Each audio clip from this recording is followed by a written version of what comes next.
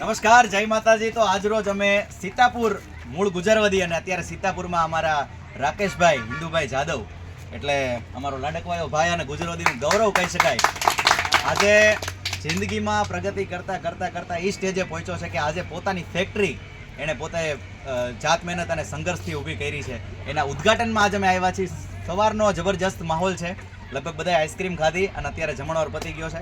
અને જેટલા પણ આ તમે જોવો છો એ બધા અમારા રબારિયાના ભાઈઓ છે, આ બધા અમે કાકા દાદાના ભાઈઓ, એટલે આ જે રહ્યા ને બધી નવી પેઢી, અને આમની જવાબદારીમાં એ આવે છે કે હવે આવનારી પેઢીને કઈ રીતે આપણે સાચવવી, પ્રોત્સાહિત કરી, ઉત્સાહ વધારવો, અને જે પરિસ્થિતિમાંથી આપણા વડવાઓ નીકળ્યા છે એના કરતાં આપણે સુધારો કઈ રીતે કરી શકીએ, તો એના માટે બધા મળ્યા છે। અને આજે રાકેશભાઈ જે પ્રગતિ કરી છે તો એના માટે બધા રાજીપો વ્યક્ત કરે છે।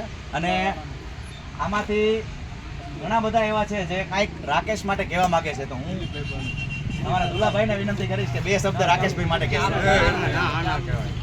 અમારા રાકેશભાઈએ એમની પોતાની બુદ્ધિથી આગળ આવ્યા છે, તો માતાજી માં લાંબો જીમને આગળ લઈ જાય એમએસડી માટે।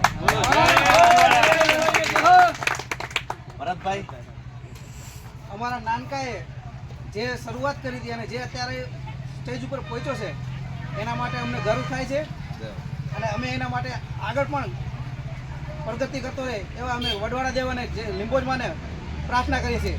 વડવાળા દેવને જય, લીંબોજમાને જય।